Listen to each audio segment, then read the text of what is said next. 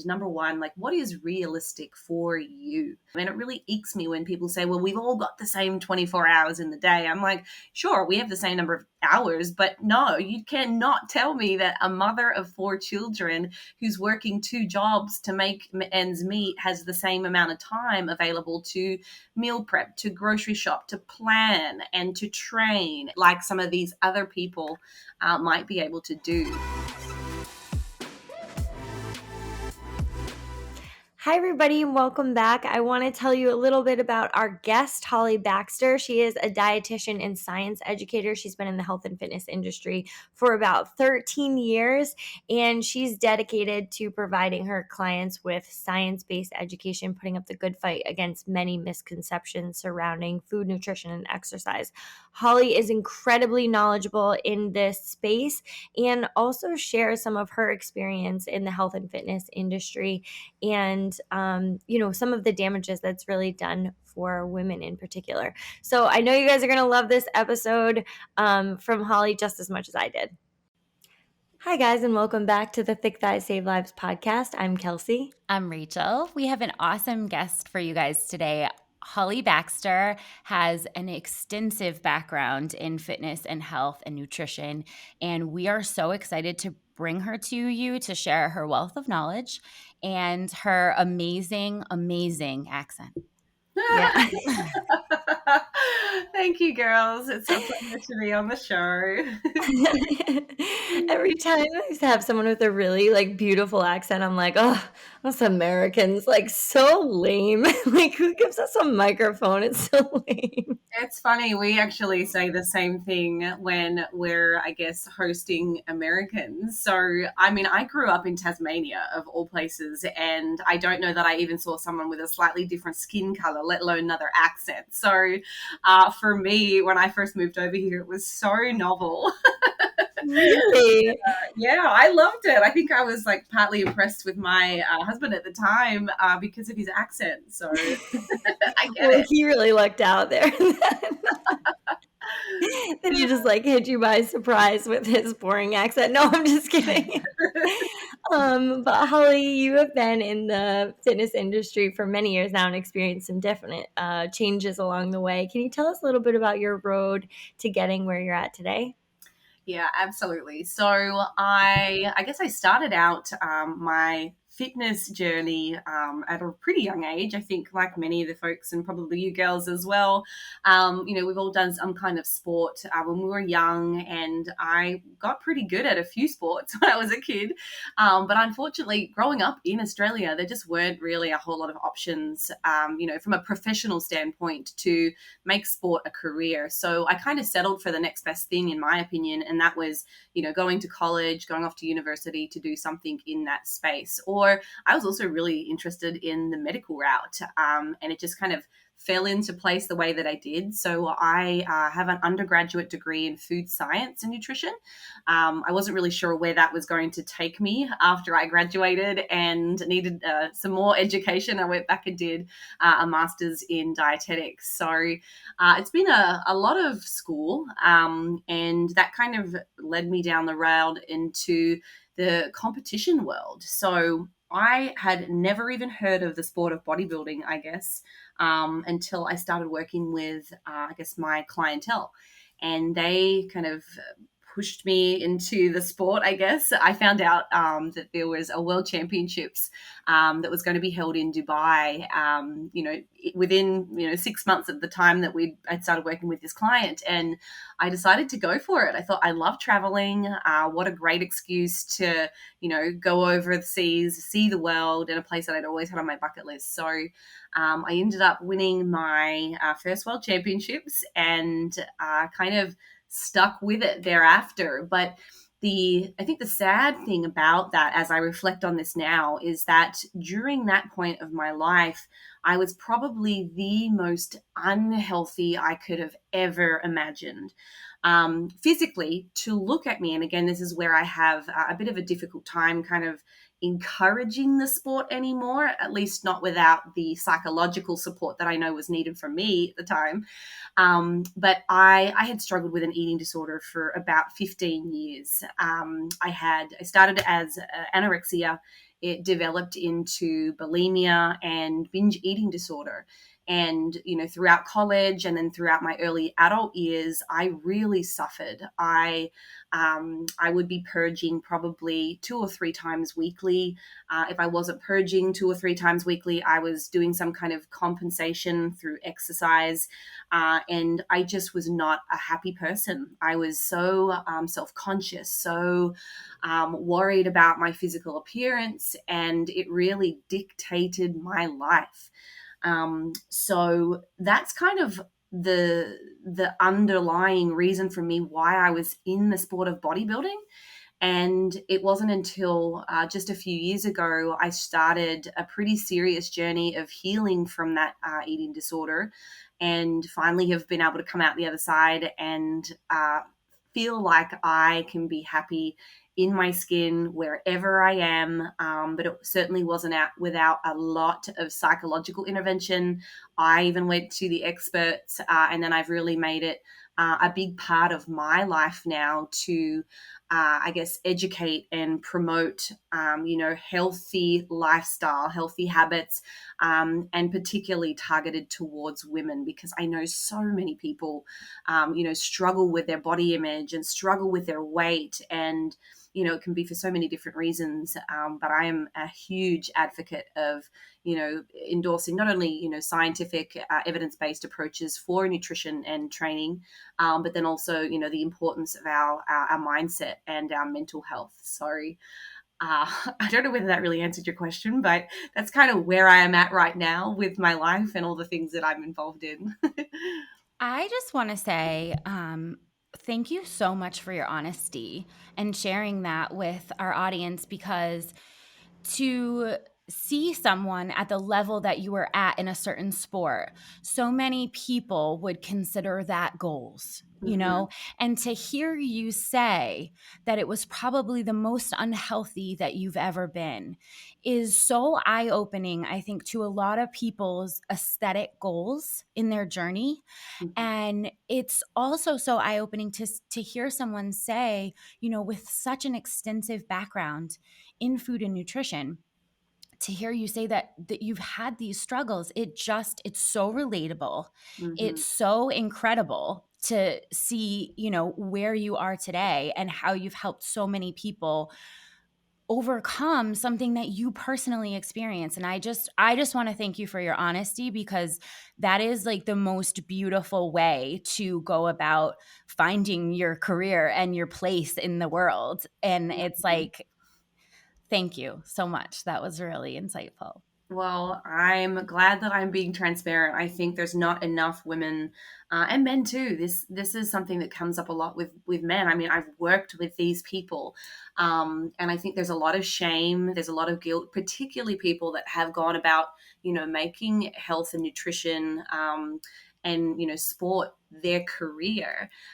Yet all the while they've been struggling with this identity crisis and feeling like, their physical exterior and their bodies are, the most valuable asset that they have, when, it doesn't have to be that way. And I think, culturally, our society has kind of encouraged this. And I think if more people spoke out about how they feel, their experiences, in suffering and feeling this constant pressure to look a certain way and to be a certain way, I think that we would start to make a lot more progress, again, as a whole, to move us in a direction that is better for our health. And I don't mean that from the physical health, because I can say that during periods of my bodybuilding career, I have been the most cardiovascularly fit I probably will ever have been.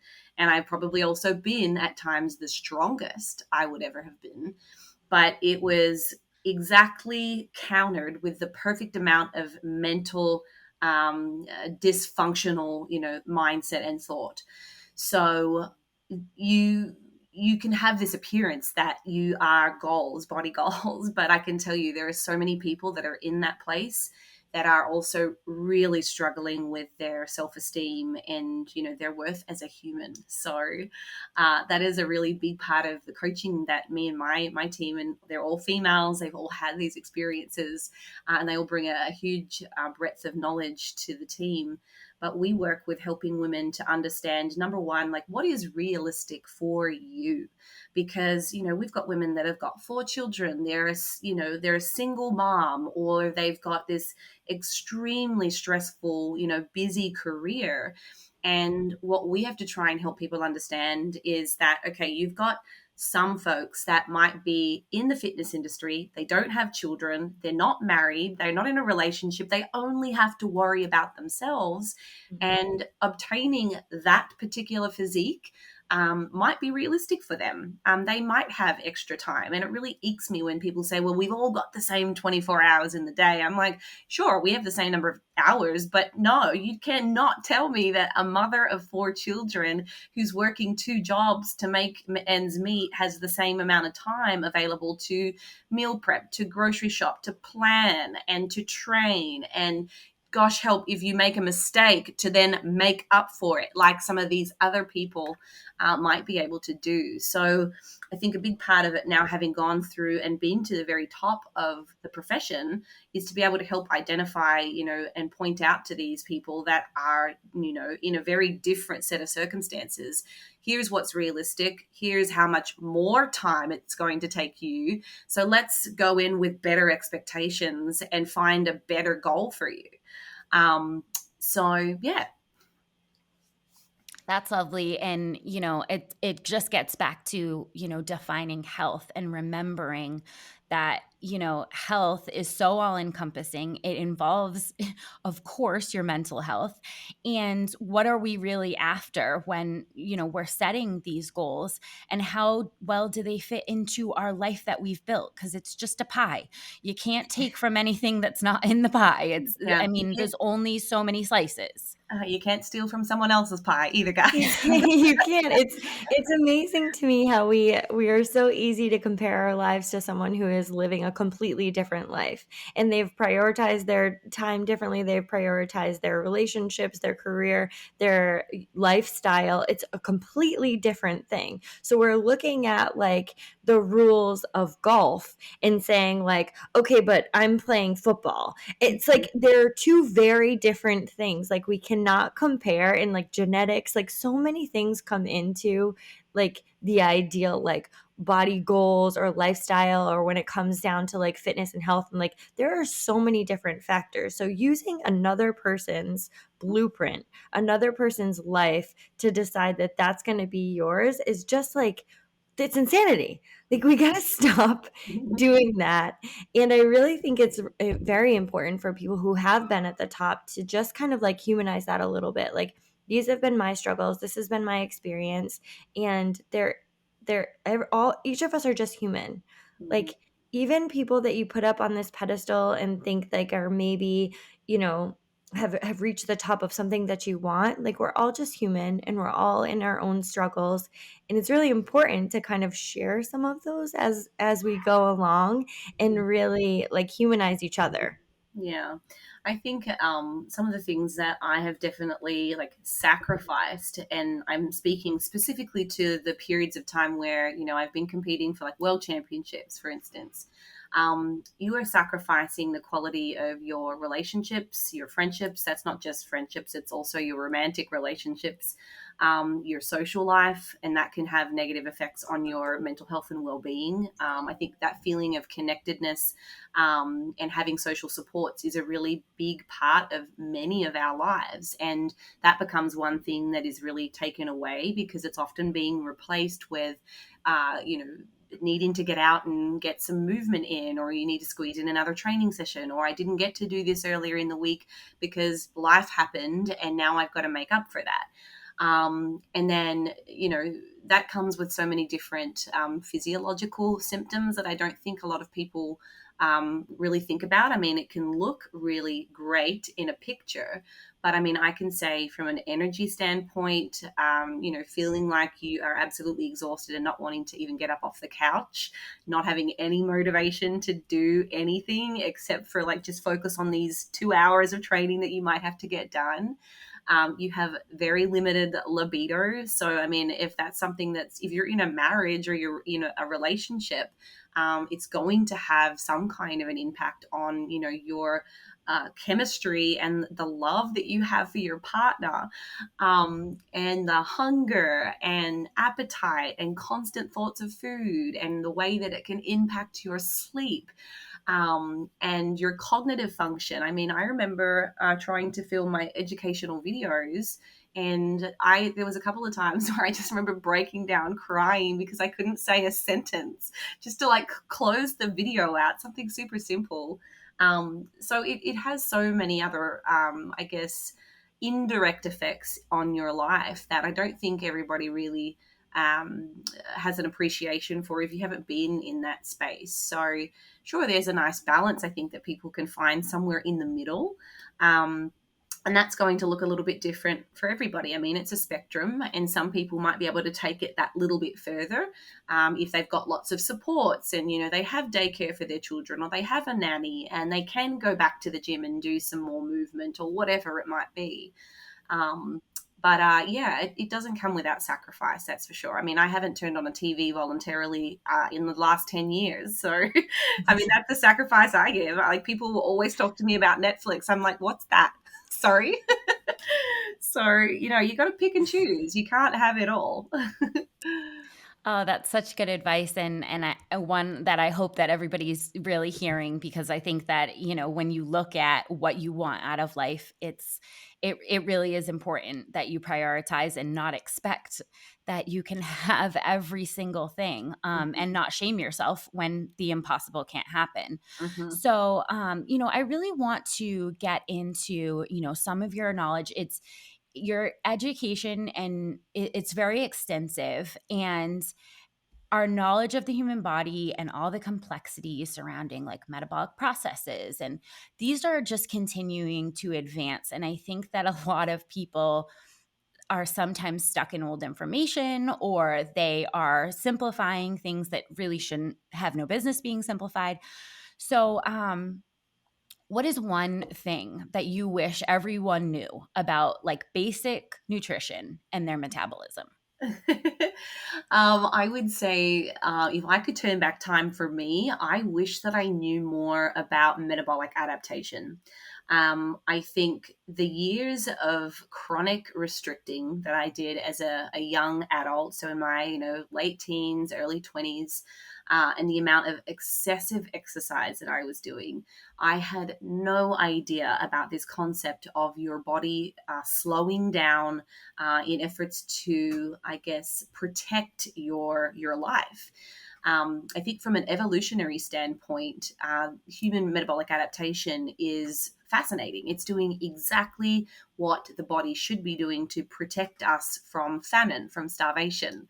The issue is, we are obviously living in a world where, food is plentiful. We're living in the westernized world. There's food usually readily available. Now, I know that there are going to be certain situations where it's not, but for most people, there is food everywhere. So when we subject ourselves to, extreme restriction, a number of things happen. We start to see our non-exercise activity thermogenesis decrease. So that's basically our incidental movement. So, fidgeting, twitching, just movement, blinking, those types of things, they all start to slow down as a means of our body trying to conserve energy. So we become less active. We also then start to see increases in lean body mass loss. So our muscle mass, in addition to our organ mass, both of those things in response to chronic and I guess extreme caloric restriction, those things start to shrink and we start to lose mass. And that is one of the most, I guess, detrimental parts of human metabolism. They are, I guess, the most energy costly of all of our tissues. So, we're starting to have our organs shrink as a means of conserving energy. What happens is then our daily requirements start to go down as well.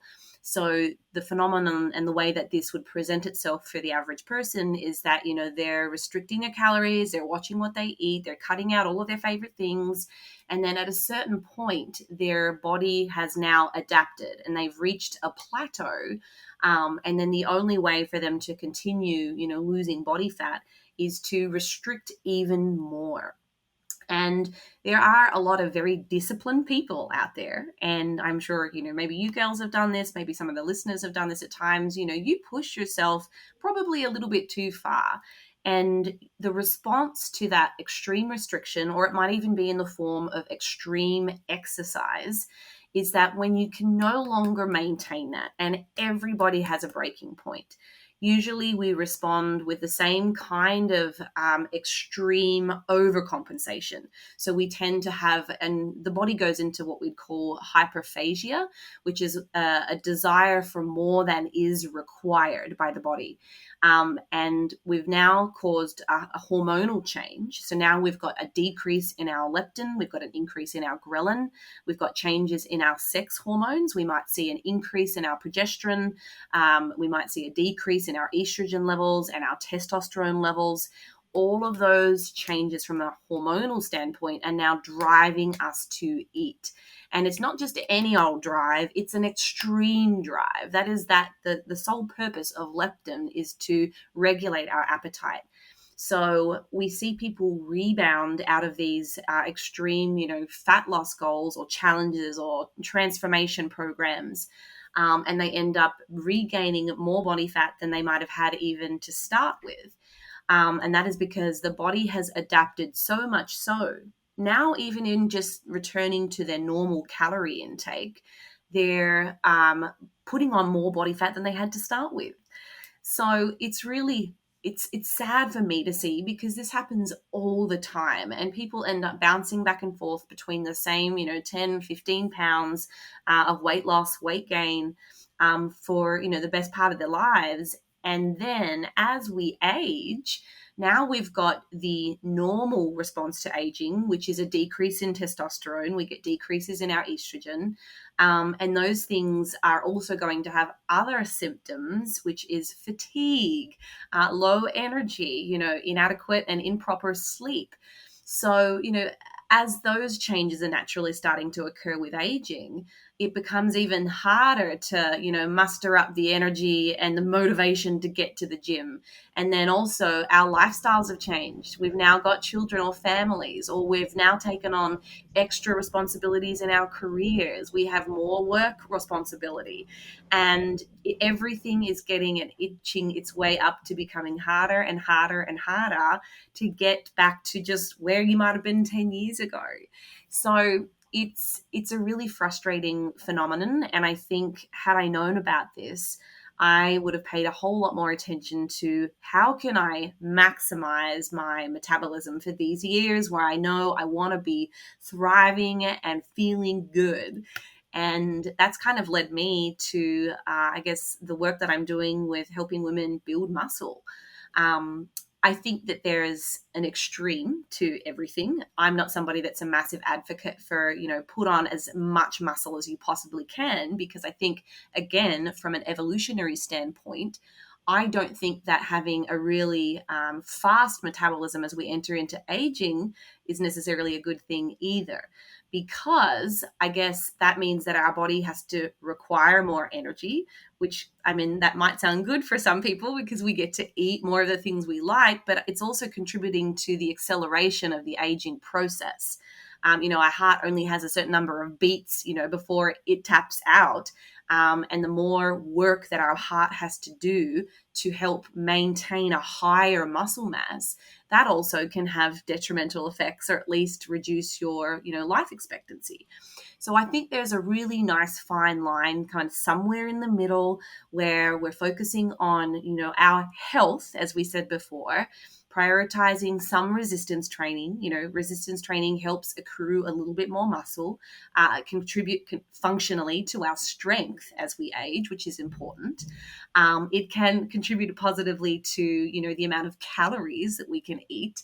But that's not to say we should just completely neglect our cardiovascular health, our ability to move and stay nimble and flexible.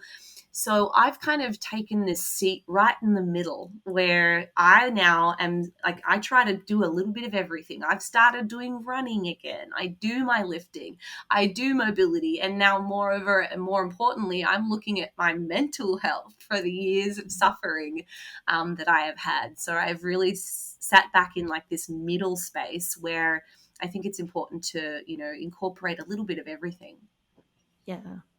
I mean, isn't the body amazing though? Like, it's one of those things where when you sit back and you think about it and how your body adjusts to, the consumption or adjusts to the caloric intake and what it needs to do to expend that energy, it's really an amazing thing because your body has one job, it's to keep you alive. And it Mhm. really doesn't care about much else other than like you need to stay alive. Mhm. And we spend so much of our lives trying to fight our metabolism instead of working with it.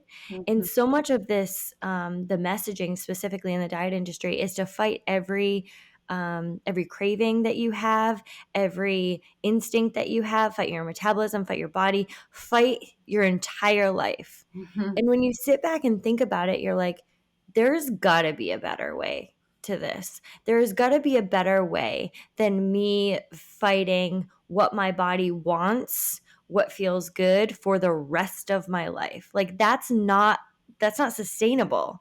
Mhm. And like when you said like I found a middle ground here, it's like balance is something that we talk about on the podcast all the time. It's extremely difficult. It's a lifelong process of like trying to find with your mental health, your physical health, strength, the whole thing. But really, when you talk about health and you're talking about mobility, your cardiovascular health, strength, your mental health, like these are all tools in your toolbox to building a full healthy lifestyle. And it Mhm. really isn't, you know, so much in any one of those directions. It's having all of those things in your toolbox, which Mhm. like when you sit back, it makes sense. But when you're in it, it's like you have to go 100% on one thing, 110% on one thing. Mhm.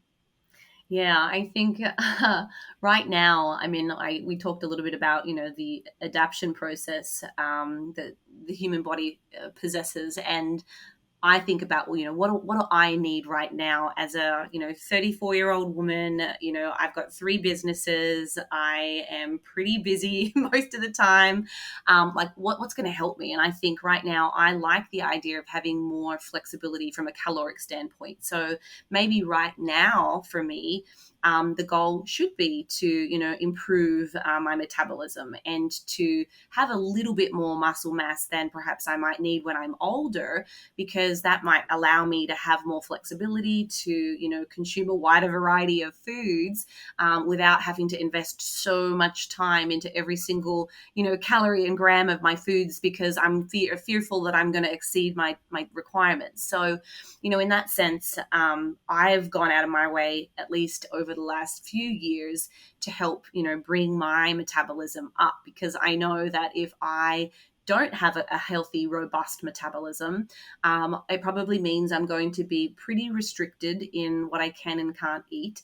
And I'm not going to feel very good. So, that process really was the involvement of slowly and gradually reintroducing calories over a given period of time to allow for some positive adaptations to occur. And it was actually really fascinating to do that in a really kind of calculated and controlled way. I was able to get my calories up by about 600 per day with basically no change in my body composition. So, I think if people want to explore that type of flexibility, they can. But I also want to, preface with I was also still being really consistent with my training. I would go in and I'd lift. So there was the possibility that whilst my weight didn't really change on the scale, what was likely happening was some body recomposition where because my calories are going up, I'm performing better in the gym. That performance is leading to increases in lean body mass. And that is in itself driving up my metabolism so that I can afford more calories. So that's why probably my calories went up by so much.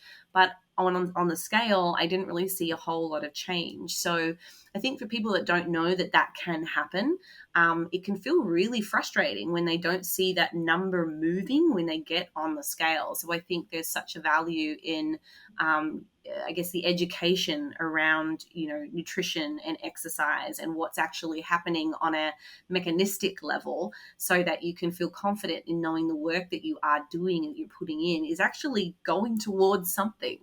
I actually had a conversation with a lady just yesterday, one of my client check-ins, and she had very limited knowledge about, diet, and her body fat percentage is probably, within a normal healthy range for females. It was about 25. And I said to her, well, we don't really need to do any kind of, gaining phase, or at least putting you into a calorie surplus, because you've got a little bit of extra body fat, right? So, we just hold your calories steady. And for the next 6 months, we really focus on your resistance training and being consistent with your protein intake. What's likely going to happen is that excess body fat that you have, that is an energy reserve. It's sitting there waiting to be used. And what happens is that's then repetitioned into the process of building muscles. So, I'm excited for clients like that who her weight probably isn't going to change very much for the next 6 months. And, she didn't realize all the variables that go into, building muscle.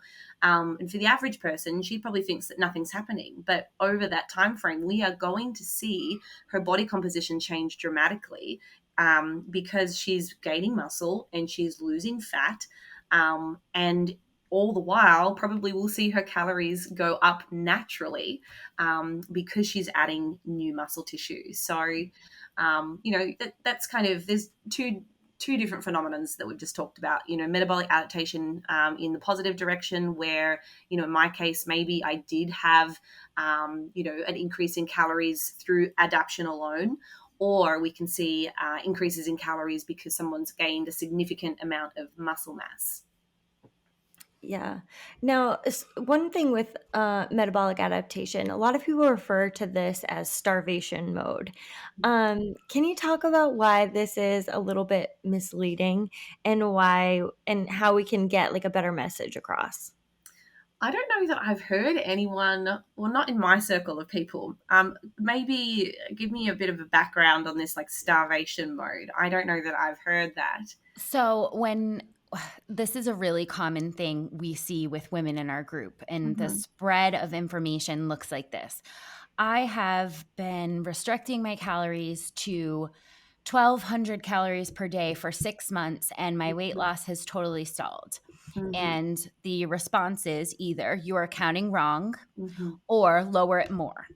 Mm-hmm. And when there is like a pushback against that, what people usually say when they're trying to come in and rescue that poor woman who is on 1,200 calories a day and being told to go lower than that, Mm-hmm. the response is, no, your body is in starvation mode. Mm-hmm. You actually need to add calories. And people come in with this, there's no such thing. You can't be starving if you have excess body fat. That's not possible. Okay, So, yeah, I think I understand. So I would say that's more like, that is evidence of adaptation at its finest. That, this person's gotten her calories down and, nothing's happening.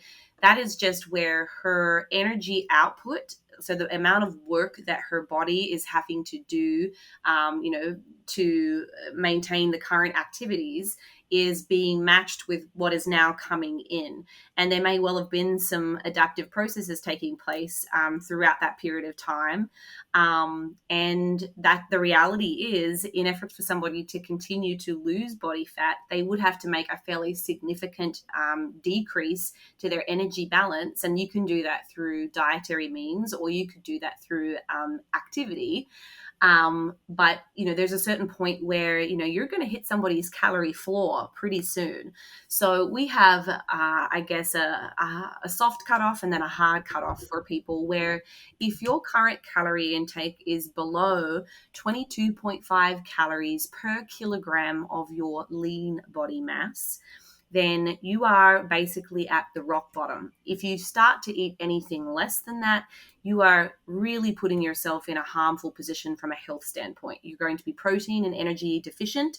You're going to start compromising your vitamin and mineral intake, and you're potentially on the way to micronutrient deficiencies. And that's when your body really starts to shut down. That's when metabolic adaptation is really, working hard against you. So that's when your appetite is through the roof. That's when your lethargy is absolutely higher than it's ever felt before. And your body will do everything it possibly can to fight that. That is the human self-defense system right there. So, when someone comes in and says, well, now you've got to feed your body. Well, in fact, based on the hormonal milieu that's taken place and all this adaptation, you're actually primed in that position for body fat regain. And what actually can happen is, if somebody in that position then, listened to all of those cues that their body is sending them, particularly the hunger cues, they would probably eat an absurd amount of food, because their hormones are, responsible for that. But when we have a really large surplus of energy coming through, we've seen in a handful of human studies, and we've also seen this in, rodent studies, that excess energy intake coming in can put stress on the extracellular matrix of our adipose cells. And what it can do is it can cause those cells to actually divide. So it's like cellular mitosis. So you've got the splitting of cells. So those fat cells, or that singular fat cell, now has become two. So now we've got double the amount of fat storage potential. So now when that energy is coming in, we have greater potential for even more stored body fat. So you can imagine, go back 10 years prior to that person having that metabolic adaptation. They may have had several billion fat cells.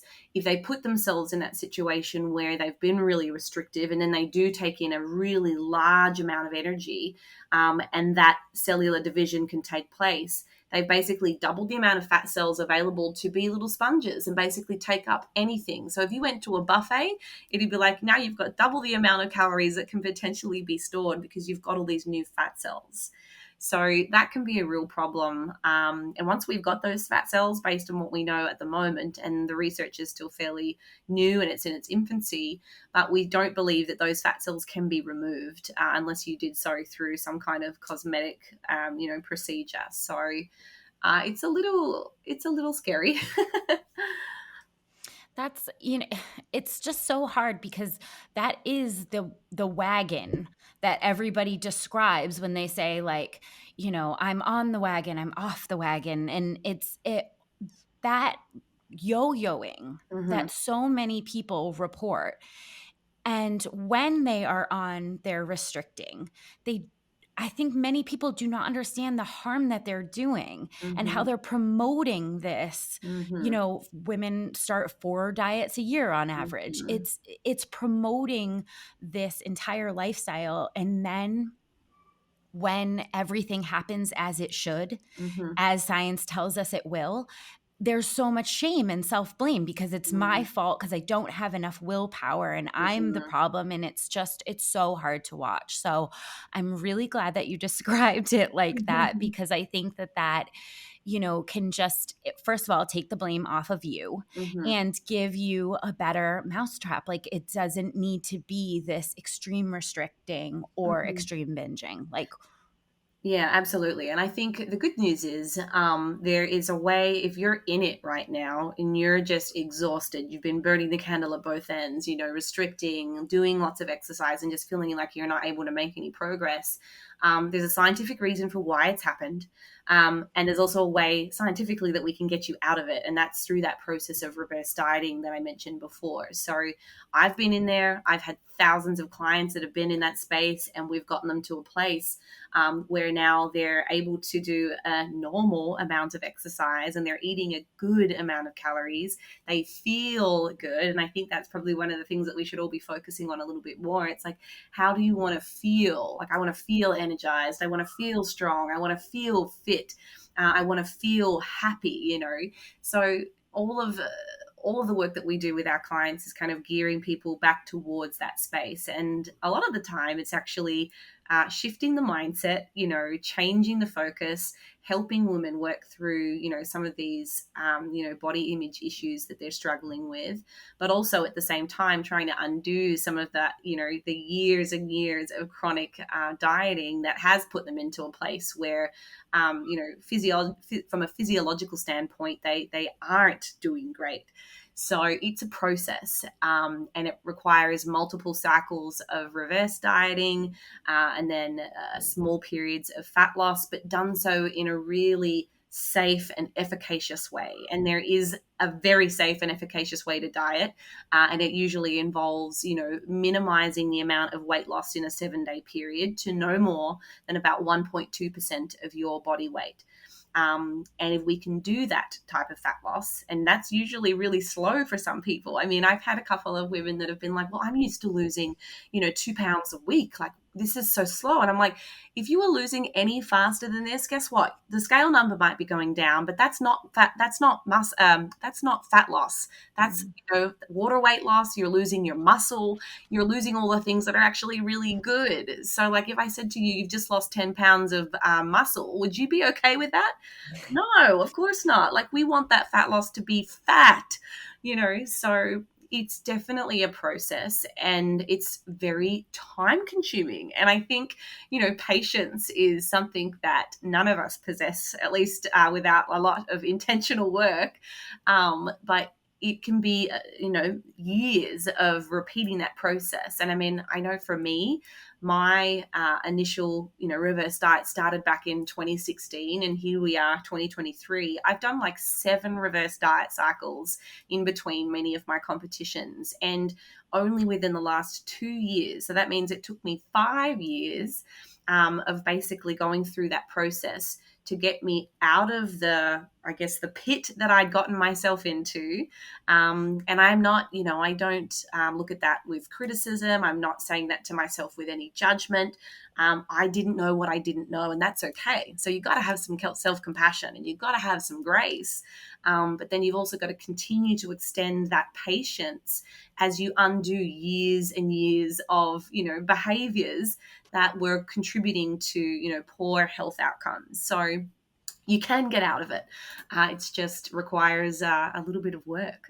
Yeah. That's one of those things too, where like, a lot of women, when they hear this information, they listen to this podcast and will think like, well, Jesus, I've been doing this for so long. Like, I've been in this, like, and then there's like, if we could just like have this overlay of shame with everything that we're doing. Like, it's like the shame when you fail the dieting. It's the shame when you realize that it was all a myth. It's like over and over. But instead of having that shame, and instead of having that almost like anger looking back, it's all been a part of the journey, and it's all very important. Like, it's been really important to your story to come, where you are now. You wouldn't be able to have all of those experiences and knowledge, and really to be able to speak from a place of experience if you didn't go through all of that. Yeah. And like, a lot of times, like, we just need to look back at our past selves with like a little more compassion and a little more understanding for like, that's what I thought was the best thing at the time. I know different now, but she was doing her best. Yeah. Good She for was her. doing good for her. Good She was for doing her her. best with the information she had. And now we're here, and we're able to like use that knowledge and move forward with it. Yeah. One of the last things I did want to talk to you a little bit about is like, do a lot of your clients talk to you or come, in with a goal of being tone or toning. And, I mean, this has been shoved down women's throats since like the beginning of fitness. So, what's your response to that? How can we kill the myth of toning? Can we kill toning? I just want to kill it. I think I have replaced the word toning with just muscle. So I talk to clients in, I guess, two words. I talk fat loss, muscle gain. Never do I speak about this word tone. I think what I will say is, oh, you mean fat loss? I want to tone my body. I mean, I'm like, oh, you want to lose fat on your lower body. Okay. So I think it's really about just educating people on, the correct definitions. And I think I might be in a niche bubble of people, but I feel like I know certainly since I've been in the industry, those words are getting used a lot less, which is good. And I think it's because science is finally, trickling its way down into the community, and we're getting, some big scientists on big talk shows. So I'm really happy about that. But I think toning really just means, in my definition, losing fat. And then in some cases that also means, and it's coupled with building muscle, because I think the image or the physique that person is describing probably has a shape about it. And sometimes just fat loss for an individual might just mean that person looks really, really slender. They haven't got a lot of muscle. So there's going to be a component or an element of that process where there's some building taking place to kind of create the curves and the shape that they're after. So hopefully toning doesn't stick around too much longer. That would be so great. I would love to get rid of that. And also you can lose 10 pounds in 10 days. So I just want to end with, the mental aspect. We've touched on this a bunch of times during this podcast, and I think you've done a really, really good job of, highlighting how important it is. But one of the most difficult things for many people that have body composition goals or fitness and health goals is like the idea of loving themselves along the way. And I wanted you to maybe shed some light on what this meant for you and any client that you come across that has that mentality of like, I'm going to be happy when I look better, when I lose this weight, that's when I'll be happy. I think the reality of that that expression or that mindset is that, you can get to the end of that road and you can get to that physique, and there will be something else that is making you unhappy. And that something else is usually up here in your mind. That's where it exists. So I think one of the things that I did pretty early on in my kind of healing journey from my eating disorder was the cliche affirmations and mantras. But as cliche and mantra as they are, they were so helpful. And I have probably a list of about 100 different mantras and affirmations about, myself that are nothing to do with my physical appearance. So, a lot of the times, women will find themselves, avoiding going to the gym because they might have had a quote unquote bad weekend. They overate and they feel self-conscious in the same outfit that they were wearing 3 days ago. Or, they skip out on social occasions because they're embarrassed about how they look, or they have an acne breakout and, they don't want to go into work because people might see them. These are all very, self-conscious. People are, concerned about their physical exterior. So I started writing down things that would oppose those negative thoughts. So, I would say to myself, even if I looked in the mirror and I could see some love handles, hanging out over my shorts or a belly roll, I would you are more than a body. You are more than your physical appearance. I would list all the things that had nothing to do with my body that I was proud of. It was like, you are strong, you are intelligent, you are funny, you have a great job, you're very driven. I would try to come up with all of the things that had nothing to do with my body. And, down to my friends that I was going to the gym with, it would be, my friends don't care how I look. They're here because they are motivated to work hard with me. We have this, synergistic goal that we're working on together. So I had to keep putting those affirmations into my mind, because I was raised with such negativity, and those were so habitual. Those negative thoughts, those negative dialogues were so part of my normal thought processes.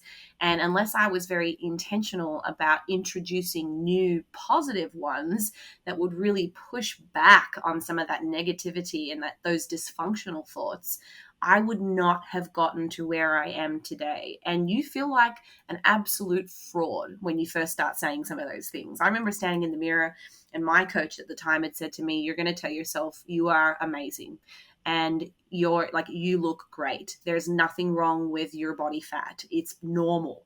And I remember just thinking, like, I don't believe it. I don't believe this for a second. Like, ew, those are the things that were coming through. But with time and persistence, and just starting that journey, working towards just neutrality. I wasn't looking for body positivity straight away. I was just looking for a neutral. So I would get on the scale, and instead of, responding joyfully and happily to a drop on the scale, I would view that as neutral. I'd be like, cool, my weight changed, great.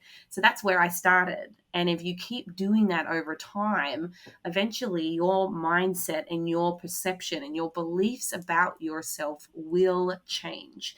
But you have to be intentional.